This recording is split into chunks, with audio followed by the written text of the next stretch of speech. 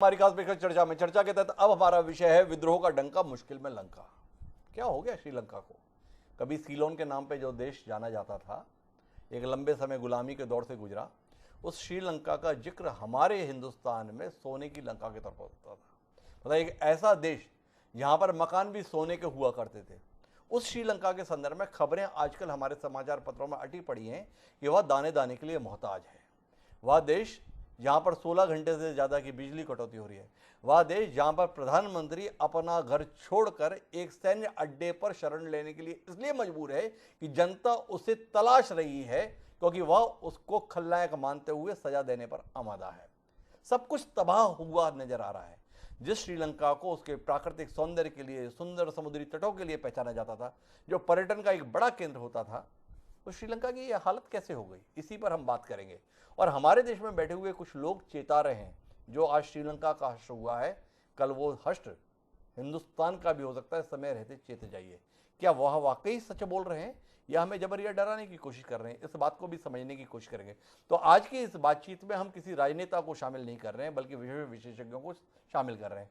हमारे साथ में जाने माने अर्थशास्त्री चरणजीत सिंह जी हैं, और साथ ही अशोक सज्जनार साहब, जो विदेश मामलों के जानकार हैं, पूर्व राजदूत हैं, भारतीय विदेश सेवा के अधिकारी रहे हैं, वो हमारे साथ जुड़ रहे हैं।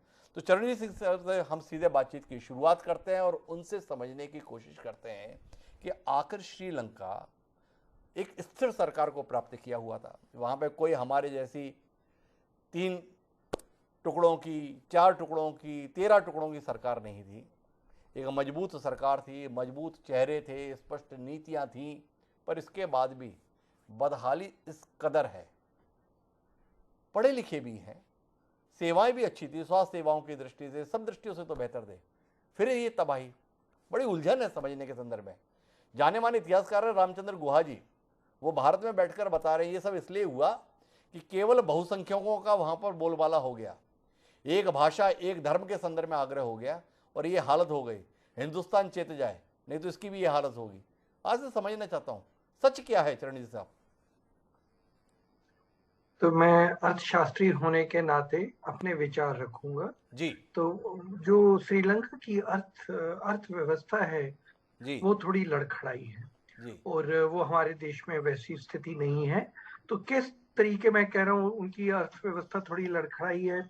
अगर आप देखें उनकी आउटपुट ग्रोथ है, जो ग्रोथ रेट है वो उनका नेगेटिव में जा रहा है, जी हमारा पॉजिटिव में जा रहा है। और दुनिया में सबसे तेज ग्रोथ वाला देश हमारा देश है। उसके बाद एक्सटर्नल डेट ले लीजिए, जी उनका जो एक्सटर्नल विदेशी ऋण कह लीजिए, जो विदेशी ऋण है वो इनका इतना ज्यादा है कि करीब 120% उनकी टोटल आय का है। जी हमारे यहाँ पे जो विदेशी ऋण है पूरा मिलाकर कि करीब 20% है, जी बहुत कम है। जी अगर आप इंटरनेशनल रिजर्व ले लीजिए, जो कोष है जिसमें हमारे पास विदेशी मुद्रा है, हमारे देश में बहुत ज्यादा है। उस देश में सिर्फ 1 महीने की इंपोर्ट की मुद्रा रह गई थी। हमारे यहाँ पे करीब 17 से 18 महीने की विदेशी मुद्रा का भंडार भरा पड़ा है कि हम अपने आयात को संभाल सकते हैं। जी जहां तक फिस्कल डेफिसिट का भी सवाल है, उससे पहले इन्फ्लेशन, जी आप अगर इन्फ्लेशन देखें तो उनके जो आंकड़े हैं वो कह रहे हैं कि करीब 55% इन्फ्लेशन चल रही है। जी हमारे यहाँ पर आपने देखा ही है, करीब 7% इन्फ्लेशन हुई, कीमतें बढ़ी, तो एकदम रिजर्व बैंक ने एकदम ताबड़तोड़ रातों रात अपना रेट बढ़ा दिया। तो इस सारी चीजों को देखते हुए उसके अलावा तो आपको पता ही है, जो पिछली बार भी हमारी चर्चा हुई थी, जहां पर उन्होंने टैक्स रेट्स चेंज किए, उन्होंने ऑर्गेनिक फार्मिंग की बात कही, और जिस कारण उनकी उपज पे बहुत असर हुआ। और फिर उन्होंने टूरिज्म पे उनका असर हुआ, क्योंकि ये रशिया और यूक्रेन की लड़ाई छिड़ गई, तो रेमिटेंसेस पे उन पे फर्क पड़ा। अब ये सारी चीजें श्रीलंका के साथ हुई, और हमारे देश में ऐसी कोई स्थिति है नहीं। ग्रोथ रेट हमारा सबसे तेज चल रहा है, विदेशी मुद्रा हमारे पास बहुत ज्यादा है, कीमतों का दर जो हमारे यहाँ है 7% कंज्यूमर प्राइस इंडेक्स पे चल रहा है, 6 के करीब आया था, तो एकदम रिजर्व बैंक ने अपनी इंटरेस्ट रेट बढ़ा दिया है। इसलिए मुझे लग नहीं रहा कि किसी भी अच्छा। और जहां तक विदेशी डेट का सवाल है, आप जानते ही हैं कि उन्होंने श्रीलंका चाइना से पैसे लिए थे, वो चुकाने उनको मुश्किल पड़ रहे थे, इसलिए उनकी रेटिंग गिर गई, क्योंकि उन्होंने कहा हम ये सारा चुका नहीं पाएंगे। रेटिंग के गिरने से बहुत ज्यादा फर्क पड़ जाता है। अभी वो IMF में गए हुए हैं वहां से पैसा चलिए, लाने के मैं लिए। बीच में रोकना चाहता हूँ आपको और आपसे जानना चाहता हूँ। आपने बताया कि देखिए श्रीलंका में ये सब खराब था इसलिए ऐसा है, हमारे यहाँ ऐसा नहीं है। पर दो बातें आपने महत्वपूर्ण कही। एक, उन्होंने टैक्स के स्तर पर बड़ी कटौती की। दूसरा, आपने बताया कि उन्होंने किसानों के संदर्भ में, ऑर्गेनिक फार्मिंग के संदर्भ में बात की। इन दोनों विषयों पर तो हमारे यहाँ भी जोर है। जैविक खेती, मतलब हर नेता मंच से इस विषय में बोलकर बताना चाहता है इस देश की मिट्टी से वो कितना प्यार करता है, इस देश के किसानों के लिए क्या कुछ वो नहीं करना चाहता है, उर्वरकों का उपयोग किस तरीके से हमारी ज़मीन को बंजर बना दे रहा है, ये बताने की बात भी कही जाती है। तो जैविक खेती के संदर्भ में हमारे यहाँ पर भी जोर दिया जा रहा है। इसके संदर्भ में समझना चाहता हूँ। एक, दूसरा, आपने बताया टैक्स में कटौती, तो हम भी कॉर्पोरेट टैक्स 25% कर बैठे हैं, तो राह तो हमारी भी वही है। हमने उस राह में कौन सा गुरेज किया हुआ है, दूसरा जानने में दिलचस्पी आपकी है। और तीसरी बात यह है, मुफ्तखोरी, मुफ्त मुफ्त मुफ्त बांटने के लिए जैसे उदार हम हो रखे हैं। हमारे देश की तमाम राज्य की सरकारें क्या कुछ मुफ्त में ना दे दूं और बदले में वोट क्या कुछ ना ले लूं, कमोबेश श्रीलंका में भी तो यही किया गया। तो ये तीन बिंदु ऐसे हैं जो डर पैदा करते हैं, जो आशंका पैदा करते हैं, जो भय पैदा करते हैं। तो इसके संदर्भ में बतौर अर्थशास्त्री आप क्या कहते हैं? आपने बिल्कुल ठीक कहा है। मैंने भी, मेरा ख्याल आपके टीवी पे या दूसरे चैनल पे भी कहा था, ये जो फ्रीबीज है ना, हर चीज मुझे फ्री दे दीजिए, मुझे फ्री दे दीजिए, बिजली दे दीजिए, पानी दे दीजिए, तो मुझे खाद भी दे दीजिए, सब चीज मुझे फ्री दे दीजिए, इससे इससे संकट तो बढ़ता है, इसमें कोई शक ही नहीं है। और जहां तक डेफिसिट का सवाल है, वो भी उससे बढ़ जाता है, उससे भी आगे जाके संकट के बढ़ने की थोड़ी कठिनाई होती है। पर आप प्लीज उसको, एक चीज को याद रखिए, जो जो हम फ्री दे रहे हैं, जी उसमें भी बहुत सोच समझ के फ्री दिया जा रहा है, लूट नहीं मचाई जा रही। अभी तक तो यही हो रहा है। कॉम्पिटिटिव पॉपुलिज्म हो रहा है, सरकारें कर रही हैं, पार्टियां कर रही हैं, खास करके जब इलेक्शन का टाइम आता है। फिर भी हम लोगों की जो प्रयत्न होता है कि उतना ज्यादा ना हो। और यहाँ पर भी काफी लोग चरण सिंह जी के एकदम ऊपर जिस मुझे ऐसा तरीके लगता है कि देश प्रेम थोड़ा ज्यादा हावी हो रहा है। बोले हम इतना ज्यादा नहीं कर रहे हैं, पंजाब कटोरा लेकर दिल्ली की ओर दौड़ाते हैं और उसके बाद में हर व्यक्ति को 300 यूनिट बिजली फ्री देने की बात भी कर लेते हैं। कैसे मान लें कि सोच समझ के फैसले लिए जा रहे हैं? चरण सिंह साहब, मेरे जहन में ये सवाल है, लेकिन मैं अपनी चर्चा आपसे जारी नहीं रखूंगा। मेरे साथ में अशोक सज्जनहार साहब जुड़े हुए हैं, विदेश मामलों के जानकार हैं, उनसे जानने में दिलचस्पी है। दो बातें जो उलझन पैदा कर रही हैं। एक, श्रीलंका की तबाही के संदर्भ में ये कहा जा रहा है कि चीन के घेरे में फंस गया श्रीलंका, इसलिए उसकी ये हालत है।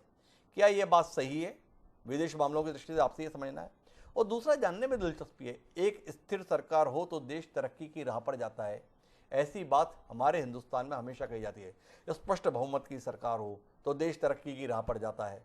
तो श्रीलंका में तो सब कुछ बहुत स्पष्ट था, और एक परिवार की ही सरकार जिस तरीके से काबिज थी कि भाई प्रधानमंत्री, एक भाई जो है वित्त मंत्री, एक भाई सिंचाई कृषि मंत्री, एक भाई राष्ट्रपति, एक बेटा खेल मंत्री, इसके बाद भी ये हालत। तो ये दो सवाल जहन में रात को सोने नहीं दे रहे। सज्जनर साहब, थोड़ा आप ही समाधान करें, कहाँ गलती हो गई हमसे समझने में, या कहाँ गलती हो गई श्रीलंका की सरकार चलाने वालों से?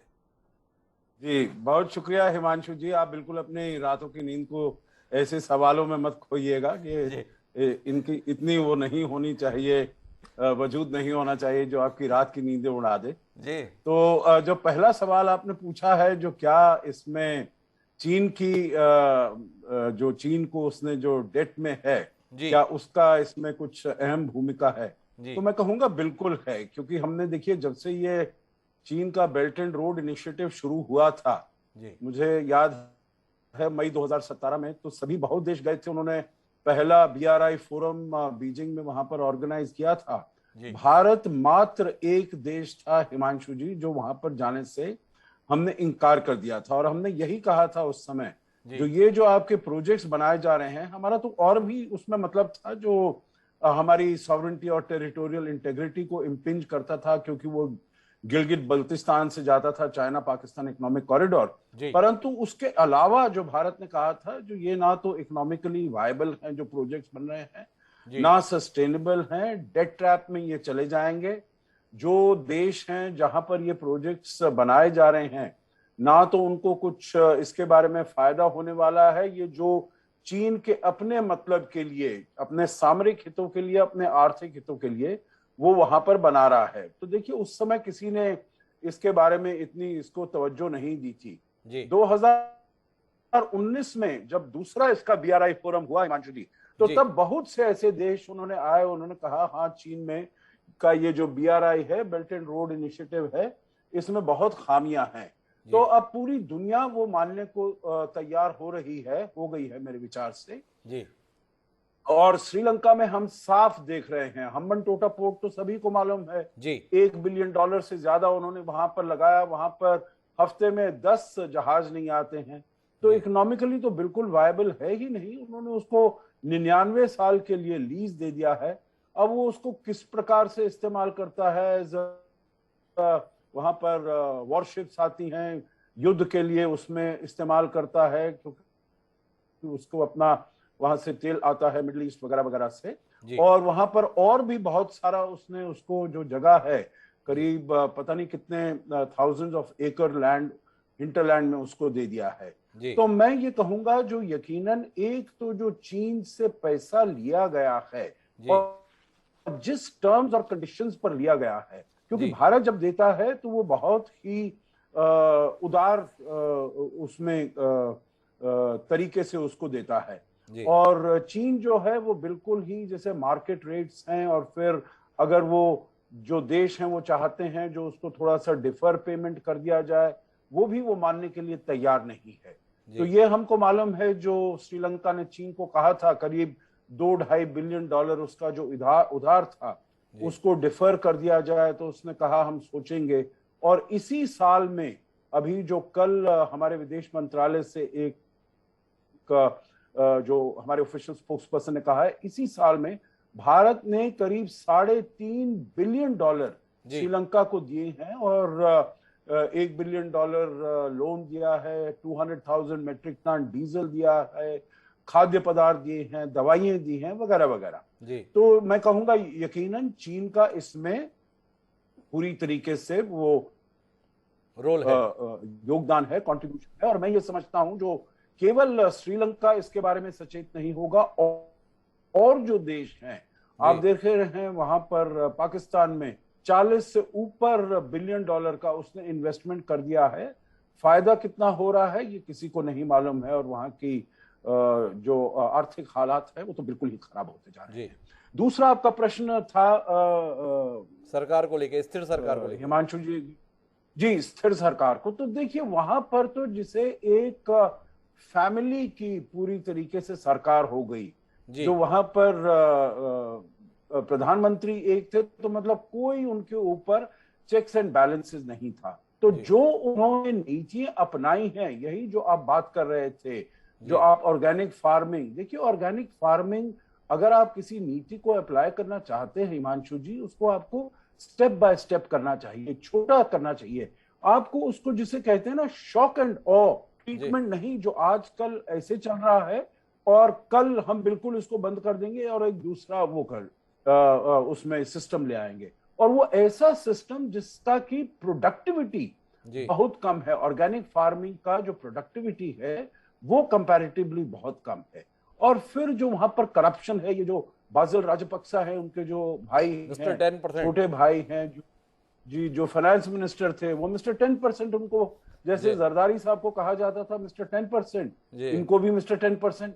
तो करप्शन बहुत ज्यादा हो गया था, नीतियां बहुत खराब हो गई थी। I think a sense of complacency, a sense of over confidence, एक सवाल मैं और करना चाहता हूं आपसे सज्जनर साहब।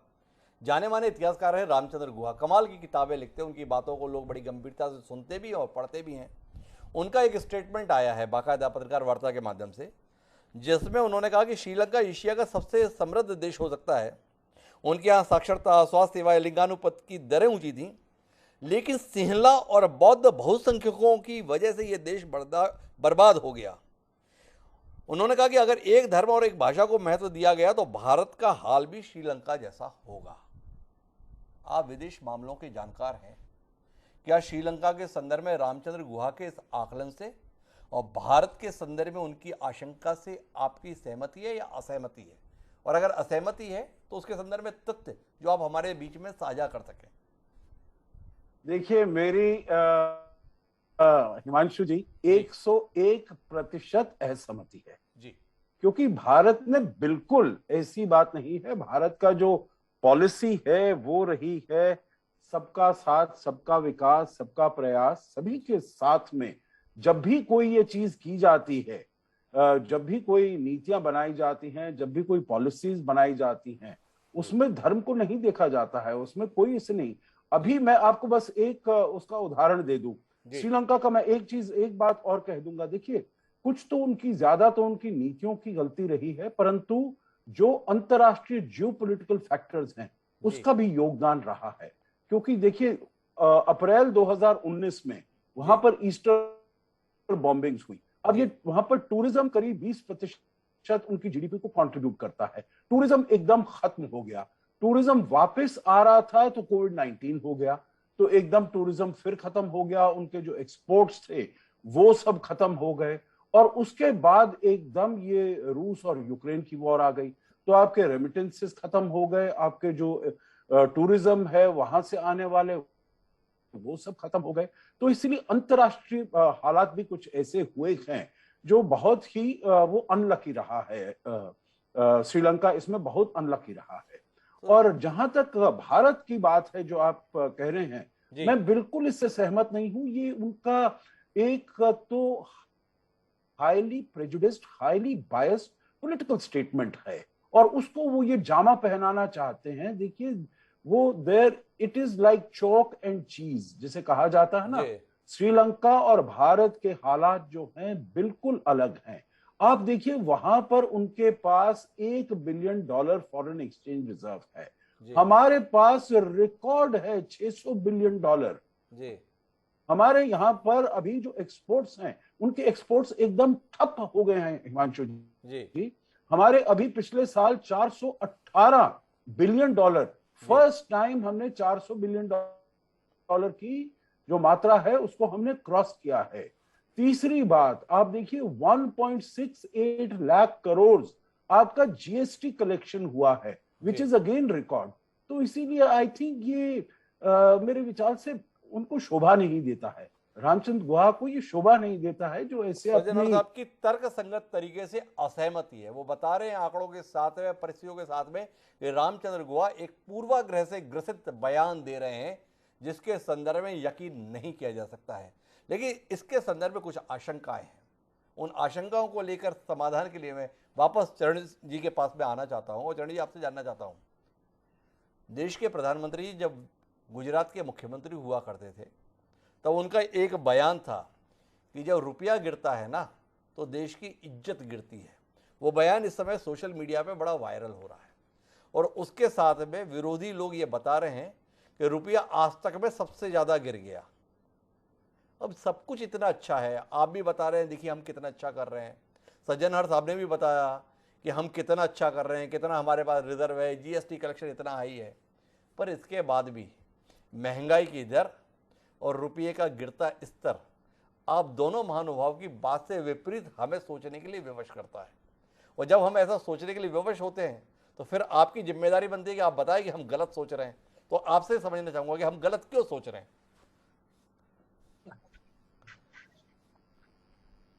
जी चरण जी। सच्चाई तो ये है आप गलत सोच रहे हैं जी। सच्चाई तो ये है कि आप गलत सोच रहे हैं जी। उसका कारण ये है कि जो आपने एक्सचेंज रेट की बात कही, और अगर आप एक्सचेंज रेट हमारे देश का देखें तो अभी 75 के करीब है। आज से करीब 8 साल से मैं कह रहा हूं कि ये एक्सचेंज रेट आपने आर्टिफिशियली 75 पे रोक रखा है, इसको 80, 85, 100 तक जाने दीजिए। इसमें कोई देश की आन शान की बात नहीं होती है। जो एक्सचेंज रेट होता है अगर वो डेप्रिशिएट करे तो हमारे एक्सपोर्ट्स आगे बढ़ सकते हैं, और एक्सपोर्ट्स हमारे जब सस्ते हो जाएंगे तो दुनिया भर में हमारे एक्सपोर्ट्स बढ़ेंगे। एग्जैक्टली जिस तरीके चीन ने अपने फॉरेन एक्सचेंज रिजर्व्स बढ़ाए, एक टाइम पे चीन के पास, जैसे अभी अभी आपको बताया कि हमारे पास $600 बिलियन के फॉरेन एक्सचेंज रिजर्व्स हैं, एक टाइम में चीन के पास $4 ट्रिलियन के फॉरेन एक्सचेंज रिजर्व्स थे, जिस कारण चीन इतना मजबूत हो गया और इतनी मजबूती से सब जगह बात कर। जी तो ये मेरी अपनी निजी राय है कि जी हम लोग एक्सचेंज रेट को ज्यादा इसलिए नहीं गिरने देते थे क्योंकि हमारे यहाँ जो इंपोर्ट बिल है तेल का, जी वो बढ़ जाता है। जी तो इसलिए हर एक के मन में ये होता है कि इंपोर्ट बिल बढ़ गया तो उसको इंपोर्ट बिल को पे करने के लिए एक्सपोर्ट बढ़ाने पड़ेंगे, और किस चीज का एक्सपोर्ट होगा। जी तो पर एक वो कारण काफी देर तक मुझे कहा जाता था, पर अर्थशास्त्री होने के नाते मैं साफ कहना चाहूंगा कि एक्सचेंज रेट को गिरने देना चाहिए। अपने जी आप एक अपना संतुलन ढूंढ लेता है और जी उस पे ही एक्सपोर्ट्स को फायदा होता है। जी जहां तक आप महंगाई दर की बात कर रहे हैं, आप भी जानते हैं कि यूक्रेन और रशिया लड़ाई में तेल पे, कुछ कमोडिटीज पे काफी कीमतें बढ़ी हैं, एडिबल ऑयल्स की कीमतें बढ़ी हैं, और कुछ तो यहाँ हमारे यहाँ आर्टिफिशियल शॉर्टेजेस की बहुत लोगों को आदत रहती है। होर्डिंग वगैरह हो जाती है, प्याज की हो जाती है, आलू की हो जाती है, नींबू की हो जाती है, तो उससे भी थोड़ा दरों पे फर्क पड़ता है। और कुछ कमोडिटीज के भी रेट बढ़ रहे हैं, तो उस कारण बढ़े हैं। काफी देर तक पूरी दुनिया में सब लोग यही विश्वास रख रहे थे कि ये शॉर्ट टर्म इन्फ्लेशन बढ़ रहा है, इसमें ज्यादा टेंशन लेने की जरूरत नहीं है। पर लड़ाई चलती जा रही है और लग रहा है कि ये जो कीमतें बढ़ी हैं इसमें अभी थोड़ा बढ़ाव रहेगा, क्योंकि रशिया और यूक्रेन में जो जो पदार्थ उगते हैं, खास करके वीट, उसमें लग रहा है कि इस बार वीट का दुनिया भर में प्रोडक्शन कम होगा, और इसलिए एग्रीकल्चर प्राइसेस के भी बढ़ने की थोड़ी अपेक्षा है। तो तो चरण जी यस, का कहना यह है कि महंगाई के संदर्भ में रूस यूक्रेन को आप जिम्मेदार मान लीजिए, और जहां तक रुपये की कीमत के संदर्भ में है तो रुपये की कीमत गिरना तो देश के लिए सेहतमंद ही है। हालांकि मेरे जहन में ये सवाल बना रहेगा कि जब व्यक्ति मुख्यमंत्री होता है तब नज़रिया क्या दूसरा रहेगा, और देश का प्रधानमंत्री होगा तो नज़रिया दूसरा होगा। जब आप मुख्यमंत्री होते तो आप बताते हैं कि अगर रुपया गिरता है तो केवल रुपया नहीं गिरता है, इस देश की इज्जत गिरती है, इस देश का साख भी गिरती है। और जब प्रधानमंत्री बन जाएं तो हमें ये समझना होता है कि इसके माध्यम से हमारा भविष्य सुनहरा होता है। लेकिन मैं सज्जन हर साहब आपसे विदेश बबलों के संदर्भ में ये समझना चाहता हूँ कि आपने हमारे साथ जानकारी साझा की कि इस कठिनाई के दौर में श्रीलंका की मदद के लिए भारत ने क्या कुछ किया। पिछले कुछ समय से ये शिकायत रही हमारी कि श्रीलंका के साथ हमारे पौराणिक काल के संबंध हैं, पर फिर भी श्रीलंका का भारत के प्रति वैसा सद्भाव नहीं। चीन के साथ उसके हमजोली होने को लेकर हमारे यहाँ विदेशी मामलों के तमाम विशेषज्ञ चिंतित रहे। आज से समझना चाहता हूँ कि इस क्राइसिस के दौर में क्या श्रीलंका से आपको ऐसी कोई सूचनाएं, खबरें मिल रही हैं जो वहाँ के लोगों को ये एहसास करा रही हो कि संकट का साथी तो भारत ही है, चीन नहीं? जी, मैं उम्मीद ये कर सकता हूं जो ऐसी वहां की जो जनता है जी और जो वहां की पॉलिटिकल लीडरशिप है, जी ये मैसेज उनके पास जरूर जाना चाहिए। परंतु देखिए, मेरा अपना तजुर्बा भी ये रहा है, क्योंकि मैं ऐसे देशों में रहा हूं जहां की चीन बहुत हावी रहा है, जैसे मध्य एशिया के देश हैं, जी वो चीन के लिए बहुत महत्वपूर्ण है। उसके बेल्ट रोड इनिशिएटिव के लिए बहुत सारे, उसने अगर 6 या 7 अपने जो बेल्ट रोड के इंफ्रास्ट्रक्चर के प्रोजेक्ट्स बनाए हैं, तो करीब 3-4 मध्य एशिया के देशों में से जाते हैं, यूरोप जाते हैं और पश्चिम एशिया वगैरह में जाते हैं। जी तो वहां पर जो इसका गेम प्लान रहता है, चीन का गेम प्लान रहता है, जी वो ज्यादा बॉदर नहीं करता है जो लोग उस देश के हैं, उनका क्या मत है, वो क्या सोचते हैं। वो ज्यादा वहां की लीडरशिप, वहां की एलीट को कल्टीवेट करता है। और यहां भी हमने देखा है जो ये जो राजपक्सा प्लान है, राजपक्सा एलीट है, वो उनको उसने कल्टीवेट किया है। तो अगर वो चले जाएंगे, कोई और एलीट आती है तो उसको भी कल्टीवेट करने में वो बहुत ही माहिर है। परंतु मैं ये सब एक्सपेक्ट करता हूं, ये उम्मीद करता हूं जो आगे चलते हुए, क्योंकि अभी जब ये मैत्रीपाला सिरिसेना की सरकार थी इससे पहले, और ये वाले भी जब आए थे, आपने देखा होगा जो जब प्रधानमंत्री बने महिंदा राजपक्से, तो पहली कंट्री जो उन्होंने विजिट की वो भारत थी। गोटाबाया राजपक्से पहली देश जो उन्होंने आया वो भारत था। बासिल राजपक्से उनके रक्षा मंत्री, सभी की पहली जो देश है। और उन्होंने भी ये बताने का प्रयास किया जो भारत हमारे लिए बहुत ही अच्छा अभिन्न मित्र है। और मैं आगे चलते हुए, जैसे भारत ने अपने को कंडक्ट किया है इस वाली जो सारा क्राइसिस है, क्योंकि ये क्राइसिस श्रीलंका के लिए 1948 के बाद सबसे बड़ा क्राइसिस है। तो मैं समझता हूं, और कल जो हमारा बयान भी आया है हिमांशु जी, उसमें हमने कहा है that we are with the people of Sri Lanka, और जो भी वो डेमोक्रेटिक प्रोसेस करेंगे, तो हमने उसमें किसी तरफ का लीडरशिप का हमने वो नहीं लिया है, नाम नहीं लिया है, उसका साथ नहीं किया है। तो मैं उम्मीद यकीनन करता हूं जो इसका ठीक मैसेज उनको जाएगा, उनकी जनता ठीक मैसेज जाएगा। तो कुल मिलाकर हम बातचीत के मर पे पहुंचे तो 3 बातें निकल कर आती हैं। पहली बात तो ये कि श्रीलंका मौजूदा कठिनाई के दौर में इसलिए है कि उसने गलत नीतियां अपनाई और साथ ही कुछ उसका समय भी खराब आया अंतर्राष्ट्रीय परिस्थितियों के चलते। तो इन दोनों ने मिलकर श्रीलंका को इन खराब हालात में धकेल दिया। दूसरी महत्वपूर्ण बात यह कि श्रीलंका के कठिनाई में आने को लेकर भारत में जो चिंता पैदा करने की कोशिश की जा रही है उसे ये पैनल सिरे से खारिज करता है। श्रीलंका के हालात जो भी हों, पर भारत में हालात ऐसे बिल्कुल भी नहीं है जिसके चलते हम डर जाएं, सहम जाएं या आशंकित हो जाएं। और तीसरी महत्वपूर्ण बात जो इस पूरी बातचीत की तरह वो ये है कि भारत केवल वसुधैव कुटुंबकम की बात कहता नहीं बल्कि उसे जीता है। संकट के इन क्षणों में जिस प्रकार से श्रीलंका की मदद के लिए भारत ने भूमिका निभाई है, आज नहीं तो कल श्रीलंका की सरकार और श्रीलंका के लोग इस बात को महसूस कर पाएंगे और हम उम्मीद करते हैं कि अपने पड़ोसी मुल्क के साथ एक बेहतर रिश्ते आगे भी बरकरार रख पाएंगे। अब दोनों मेहमानों का बहुत बहुत धन्यवाद इस संजीदा बातचीत का हिस्सा बनने के लिए। समय है अब आज के शेर का। जिस प्रकार के श्रीलंका में हालात हैं, जिस प्रकार का प्रदर्शन वहां की सरकार के खिलाफ चल रहा है, जिस प्रकार से राजपक्षे परिवार के खिलाफ आक्रोश भड़का हुआ है, पूरा देश कर्फ्यू के साए में जीने के लिए विवश है, तो ऐसे हालात के लिए मिला हुआ एक शेर बेहद मुफीद लगता है। हमारा आज का ये शेर कहता है, कुर्सी है तुम्हारा ये जनाजा तो नहीं है, कुर्सी है तुम्हारा ये जनाजा तो नहीं है, कुछ कर नहीं सकते तो उतर क्यों नहीं जाते। इर्तिजा निशात ने जो ये शेर कहा था, इसे राजपक्षे परिवार के कानों तक पहुंचना चाहिए। या तो कुछ कर गुजरे या किसी और को मौका दे जो कुछ कर गुजरे। क्या वो ऐसा कर पाएंगे? देखते हैं। बहरहाल अब मुझे दीजिए इजाजत, कल फिर मिलते हैं, तब तक के लिए सादर प्रणाम।